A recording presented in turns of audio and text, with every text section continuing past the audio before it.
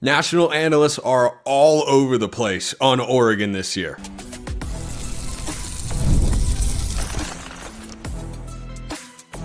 You are Locked On Ducks, your daily podcast on the Oregon Ducks, part of the Locked On Podcast Network, your team every day. Yes, it is that time once again for Locked On Ducks. I'm your host, Spencer McLaughlin. Thank you so much for making this your first listen or your first view every day. It's part of the Locked On Podcast Network, your team every day and your number one source to stay up to date with the Ducks. Tons coming on today's show on a Friday. Can Oregon do what is not expected of them this year? Quarterback talk, redshirt talk, trivia returns as per our usual arrangement lately. All on today's show, which is brought to you by our friends over at FanDuel. Football season is around the corner. Visit the FanDuel app today and start planning your futures bets now.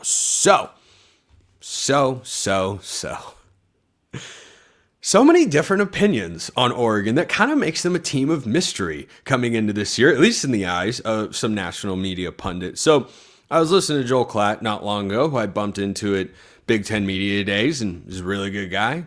We had a nice chat, and I think he has a lot of good insights on college football. He's very bullish on Oregon. He said that for Oregon to define success, they've got to win 1 to 2 playoff games this year. He said, quote, Dan Lanning feels like an elite coach. It feels like an elite program. Feels like.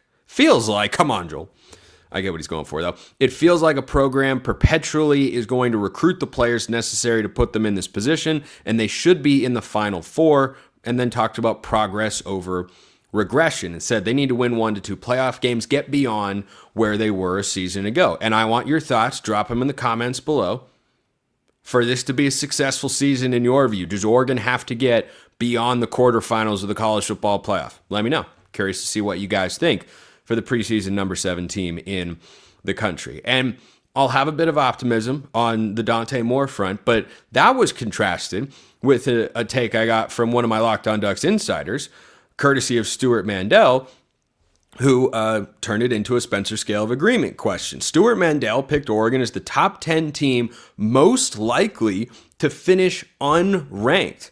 Miami is too easy. My pick is Alabama. They lose at Georgia and at USC. I think that's South Carolina. At home to LSU and Tennessee. They end the season with an Iron Bowl loss and finish 7-5 and unranked. Those are two wildly different perspectives on Oregon's upcoming season. And so you'd ask yourself, for two guys that are very informed on college football, Andy Staples covers the sport a lot, Joel Klatt covers the sport a lot, how could they wind up on such different ends of the expectation spectrum? I don't think this is as big of a shot at Oregon as it may initially seem. I would like to make it clear, I am not in this camp picking Oregon to be the top 10 team that finishes the season unranked. Nobody ever thinks they're going to be, by the way. Florida State was confident going into last year. They were the worst preseason top 10 team statistically in the history of college football. That is not hyperbole. So no one ever thinks when you get preseason AP top 10 honors that you're going to ultimately fall out of the top 10. And 8-4 with Oregon's schedule probably would put them outside the top 10. Which is where I will come in and defend. Sorry, Stuart Mandel is the one who made this particular take. Also someone who knows the sport and knows the teams in college football quite well. I think what Mandel is leaning on with that particular prediction, which is not going to be popular, there's never a popular pick for who's ranked inside the top 10 and finishes the year unranked because, well, you can line up the stars and look at the offseason trends and say, well, they're going in this direction. They've got all this talent. They've got all this stuff and all that. Sometimes it just doesn't quite work out. I would pick Miami, not for the reason that you maybe think, as the most likely. I don't have one that I think craters outside of the top 10 this year or finishes unranked that's inside the top 10 going into the year. It's just hard. It's really hard for me to look at those top 10 teams and find it. And the reason I picked Miami as the most likely is Carson Beck's got an injury situation. And Mario Cristobal in big games, tight games, game management. I think we all know how we feel on that particular front. On your Spencer scale of agreement with Bama, I'm bullish on Bama this year. Actually, under Kalen DeBoer, they do have a bit of a mystery at quarterback. And frankly, Oregon and Alabama are in similar spots.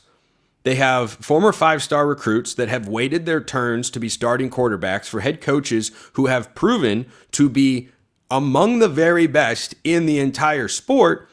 And the early data points you have for the guys that are going to start, for Alabama, Ty Simpson, Oregon, presumably Dante Moore, the only data points you have aren't actually good. And the way you get excited about that guy at quarterback is you talk more about his high school recruiting ranking and his potential than the limited action we've actually seen in college football. Okay, those two programs have all of those things in common. I could say that about either program, and it's 100% accurate. Now, I think Bama is really good this year. I think Oregon is really good this year.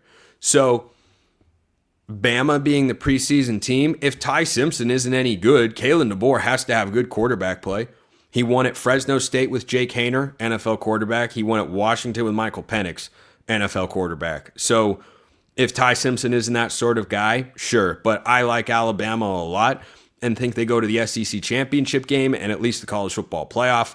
So I'm going to put that at a 2 on Spencer's scale of agreement. So I found that dichotomy of ranges really interesting because I do think the floor, presuming full health for Oregon this year, is 8-4, which would probably land them unranked at... Would it? That depends on where everybody else winds up being ranked, who the losses are to, by how many points those losses are hypothetically by. But if, just about everything that can go wrong for this Oregon team does go wrong, sure, they could wind up 8-4 and go unranked. So I don't think it's when you have a quarterback who we're waiting to see whether he can sustain success at the college level, I think it's fair when you got 43% returning production, as Oregon does compared to last year. I don't think it's the most unreasonable pick of all the teams inside the top 10 to finish outside of it. I think if you pick Clemson, that would be pretty crazy. I think if you pick Penn State, you'd be nuts. I think if you pick Georgia, it's Kirby, man. They just won the SEC. I don't see it. But I'm in the same camp with Oregon. I think Miami would be the most likely one. I see where you're coming out with Alabama. They're not going to lose Tennessee. Tennessee's starting a guy who last played at Appalachian State, Joey Aguilar, quarterback, who could be fine. South Carolina is good, and Frank 7-5. No, I don't think Auburn's going to be that good this year. But speaking of Dante Moore, I heard this take from Andy Staples. A friend of mine sent this to me, that 9 of the last 20 first-year quarterbacks, first-time full-time starting quarterbacks at the Power 4 level have won a national championship. 9 of the last 20.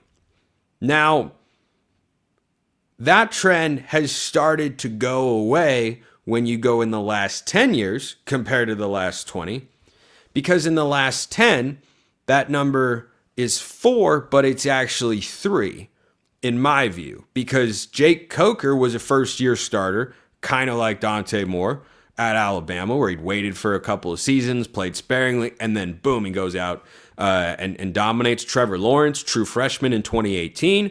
2020 Mac Jones, also a guy who waited his turn. The other example cited was 2021 Stetson Bennett at Georgia.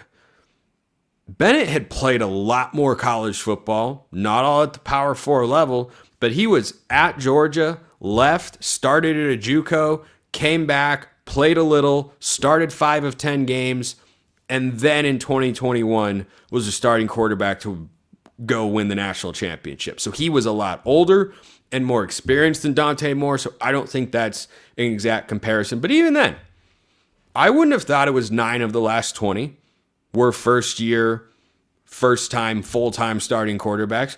I would not have thought even that it was 3 of the last 10. I mean, that's not a huge number, but it's not 0.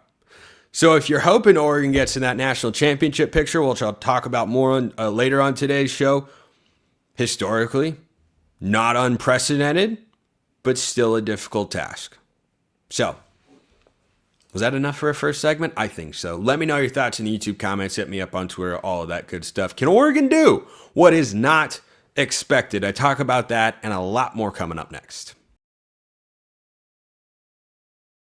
First, this episode brought to you by Wayfair. Summer winds down. There's something nice about getting back into a routine you love. I'm all about routine. Wayfair makes it easy to set yourself up for the season ahead. From bedding and linens to storage solutions for every room, Wayfair is your one-stop shop to refresh your home. So if you've got a space, maybe you've moved to a new apartment recently, like myself, and you're figuring out, wait, what kind of furniture do I want to put over there? How do I want the aesthetic of this to look? What kind of colors do I like? What kind of style do I want? What kind of chairs do I want? Wayfair's got all the options that you need to go and peruse. I'm not somebody who knows what I want. I like being presented with options and going, no, no, no, yes, like Ben Wyatt on the Iron Throne. So Wayfair's got all of those options for any kind of space that you need. Get organized, refreshed, and back to routine for way less. Head to wayfair.com right now to shop all things home. That's WAYFAIR.com. Wayfair, every style, every home. Second segment sip as always, and here we go. Jonathan sends this one in. Spencer scaled agreement. If Oregon blows out every opponent leading up to the Penn State game, and Penn State has all low-scoring close games, you will change your mind on the W. He's, of course, referring, as my everydayers know, to what I suggested this offseason, which is I don't expect to win the Penn State game. I expect Oregon to be competitive. If they got Ohio Stated, so to speak, from the Rose. If it was a rehash of the Rose Bowl, well, that wouldn't be good. That would be highly disappointing. But am I expecting Oregon to go across the country in a whiteout with Penn State off a bye, with Oregon playing their fifth straight game? No, I'm not expecting it. Not when on paper I think Penn State's a better team than Oregon. That would be an expectation-shifting game. Talked about that on yesterday's show with Zach Sako of Locked On Nittany Lions, who is great and a frequent guest of the program. But if Oregon blows out their first four opponents, they start with Montana State, and it's very close. Football is so very close. 15 days away as this show airs. I can't wait. I bet you can't wait either. So Montana State, then Oklahoma State, go at Northwestern for a 9 a.m. Pacific time kickoff. That's going to be so crazy, man. So crazy. And then come back home against Oregon State. The Ducks should win all four of those games. I mean, I think the only way they don't is if Dante Moore just comes out looking like the same guy he was in 2023 as a true freshman, which I don't expect, by the way. I really don't. And do I think he's going to hit his ceiling in the first month of the season for what his career could ultimately be? No, I don't think that's a reasonable expectation. He should be good enough, and Oregon should have enough talent and experience across the field on both sides of the ball to go out and win those games. And maybe you have a nail-biter in there. That's an interesting question that I could explore. Which of the three I don't even know that I should exclude the FCS game. It's against Montana State. That's the preseason number 2 team in the FCS. So which game is the most likely to give Oregon trouble? Yeah, that might be like first segment on my Monday show. I love when I think of ideas as I'm answering a question here. So if Oregon goes and blows out Montana State, let's say 55-10, and then they beat Oklahoma State 37-20, and then they go to Northwestern and they win 45-10, and then come back home against Oregon State, who I think will be an improved team. Certainly their quarterback position's been significantly improved. And they win that game 38-17. That I can see. I can foresee those sorts of, or scores in that sort of range. Like that's what I'd consider a blowout and what is, reasonable in all of those particular spots. Here's where your take gets a little bit outside of what I think is reasonable. Penn State has all low-scoring close games. So I have it right here. Penn State's non-conference schedule: Nevada, FIU, Villanova. Okay, none of those games are going to be close. Now, as Seiko and I discussed yesterday, it's something to be wary of if you're a Penn State fan, that you're not going to be challenged in the first 3 games, and then you're going to have a bye, and then Oregon's going to come to town. So I think that's the one advantage Oregon does have from a scheduling standpoint for what is clearly their most difficult game and their most difficult schedule break in this entire 2025 slate. So they won't have all low scoring game. Like, I have to take that hypothetical out. I'm sorry, that won't happen. Nevada is a sneaky average team in the Mountain West.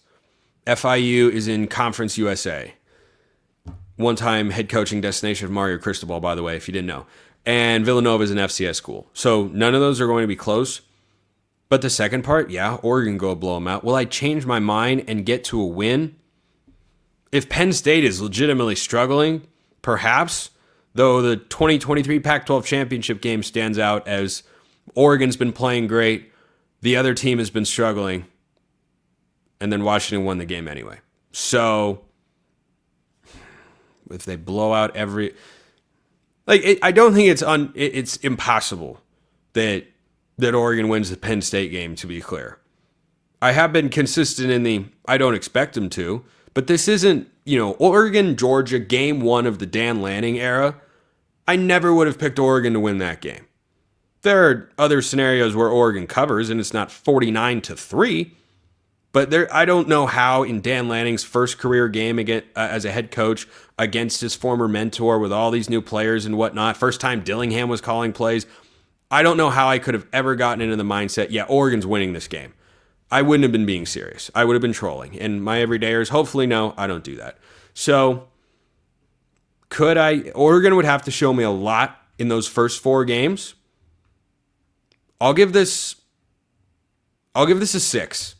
If Oregon looks like Dante Moore is picking up where Dylan Gabriel left off, but maybe even building on it a little bit more and going past where he was in his first year already, that'd be pretty awesome. If he does that, the young guys look ready, the offensive line gels, and they're just steamrolling, I could be persuaded. I would need a lot to be persuaded, but I'll give that a 6. So, Hallow Throttle sends this one in. Spencer Scale of Agreement. Oregon wins their first national championship in a year when no one expects them to do it. That'd be this season. Well, once again, I don't expect them to do it. Is it completely impossible? No. The point that Andy Staples made, I mentioned earlier, definitely perked my ears up when a friend of mine sent it to me.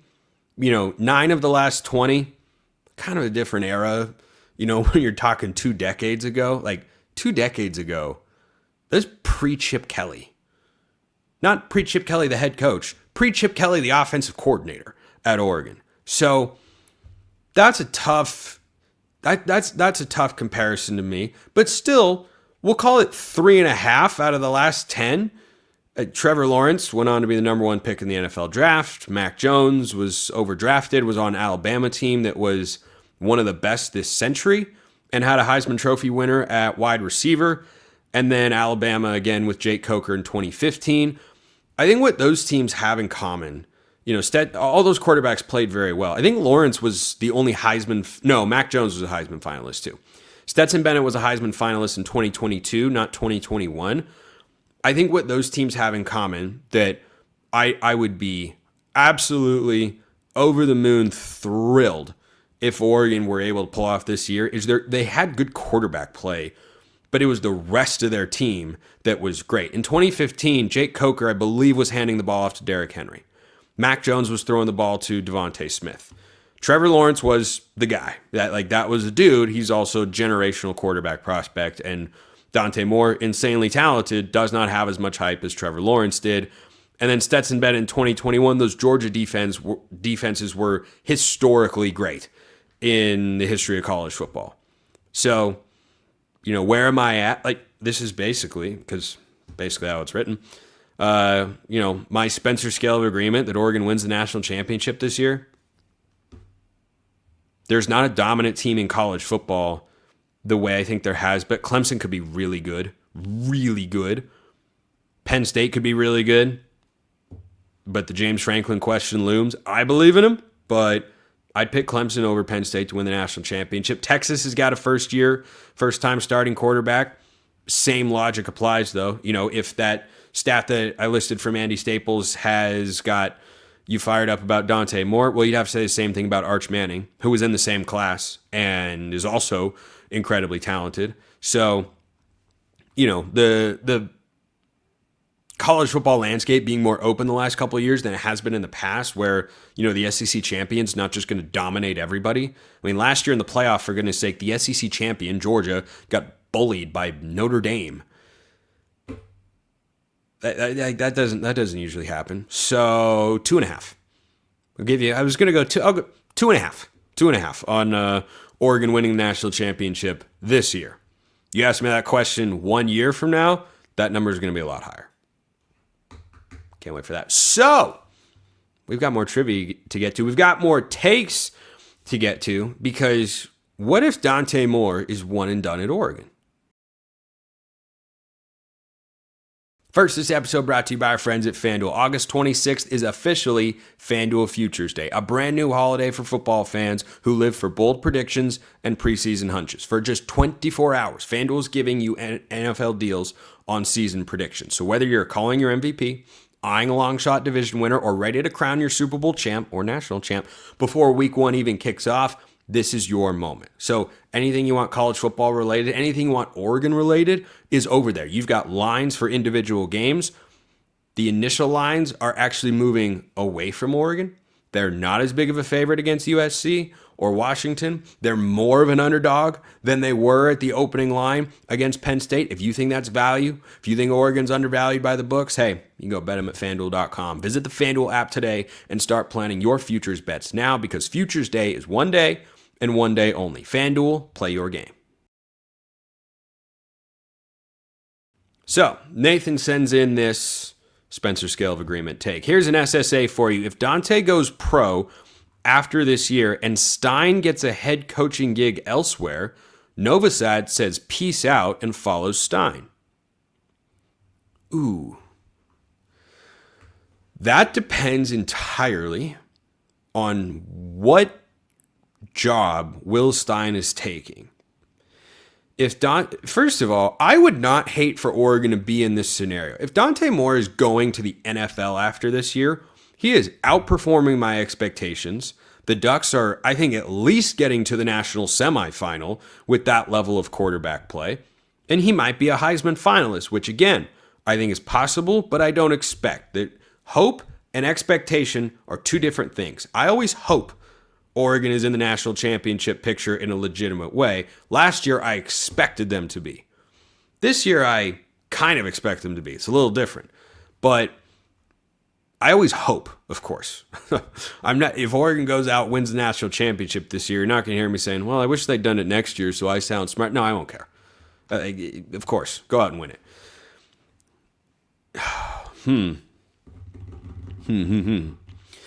This would be a good scenario for Oregon to be in.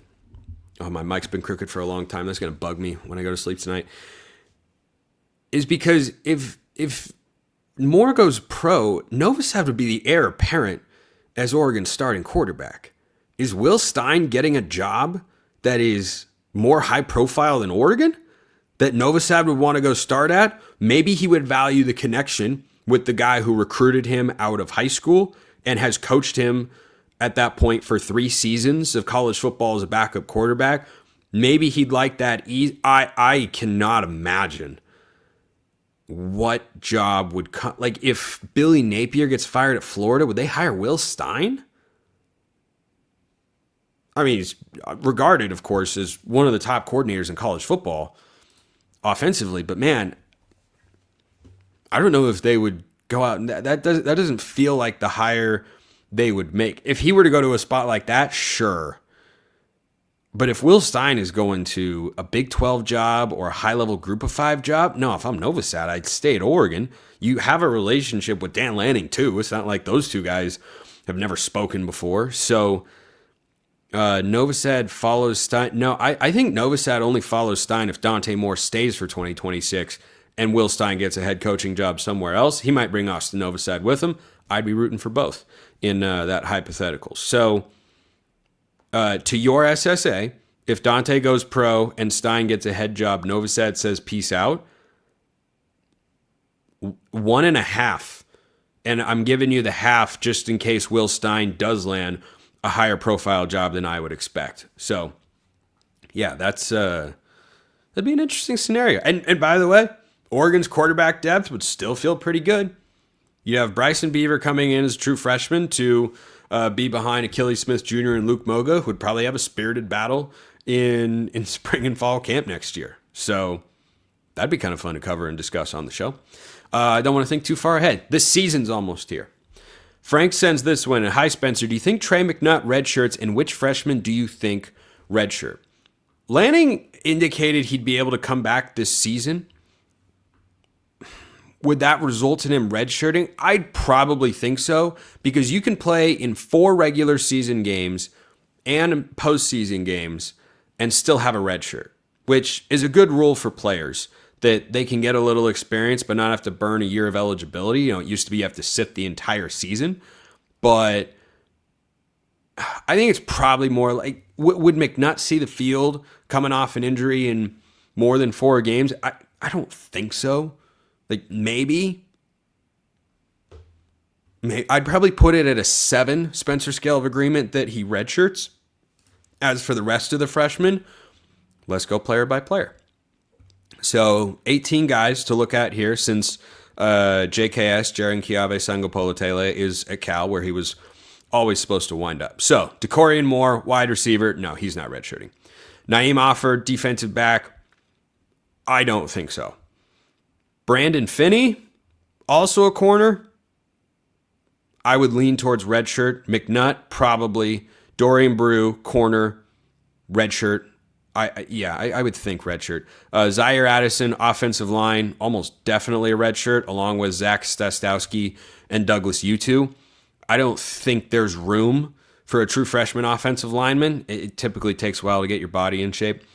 Achilles Smith Jr., that's a redshirt. Nasir Wyatt, let me come back to him. Matthew Johnson, who looked really good in the spring game, by the way. Brian Smith, recruiting analyst and frequent guest here on the program, has liked Matthew Johnson since he committed to Oregon. And then he went out in the spring game and he was kind of a playmaker.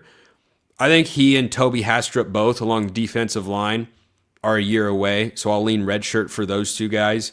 Gavin Nix at linebacker, I think he's 5th on the depth chart, so probably a redshirt there. De'Aaron Hill at running back. I don't know that he's just going to catapult Dink Riggs. Maybe in the return game he could see some action. I would lean redshirt there. Vander Plug at tight end. I'm going to go with no. I think he appears in more than 4 games. Tight end is a spot where guys just have a tendency to get some extra reps. And, I think coming into this year, it's either him or AJ Pugliano for being the number 4 tight end. We're at that part of the year. You've got Sadiq, you've got Jamari Johnson as your top 2. And then you probably have Roger Saliapaga 3rd.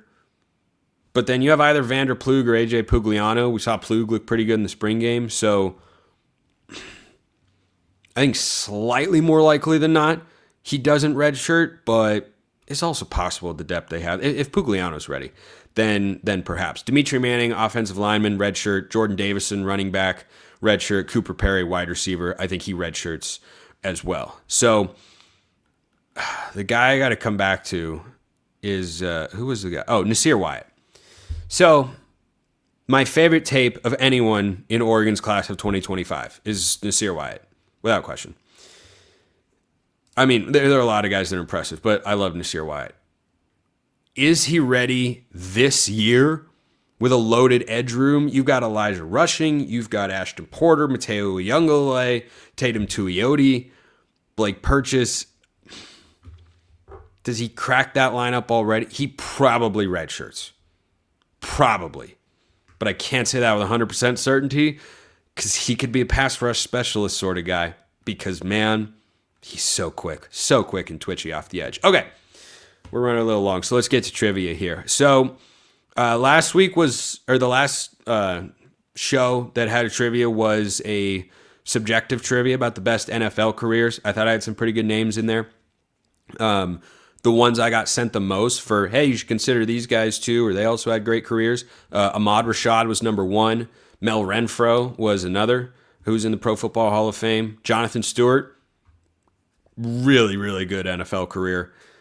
Only had 1,000-yard season because he was always part of a tandem in Carolina, but DeForest Buckner, currently having a great one. I put Penei Sewell and Justin Herbert in there because those guys are maybe lining up to be Hall of Famers. Like Penei Sewell is probably on track to be the best offensive lineman to ever come out of Oregon. So here's today's trivia question. This one, not subjective.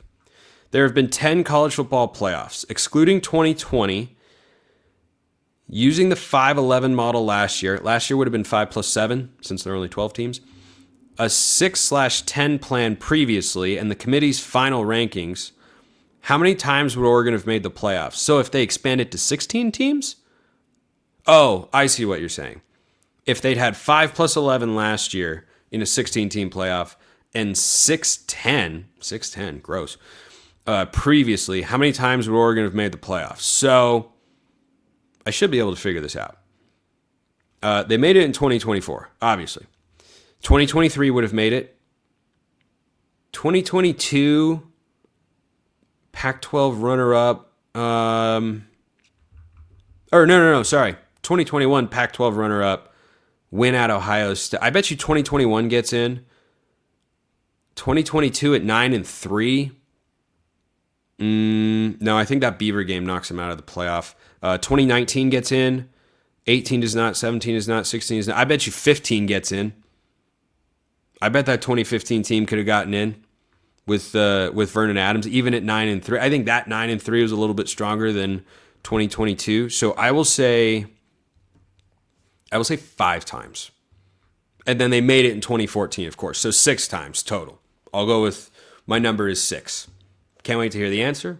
We'll have the follow-up, of course, on Monday's show. Appreciate everyone listening. I'll see you next time. Until then, hope you all have a wonderful rest of your day, and go Ducks.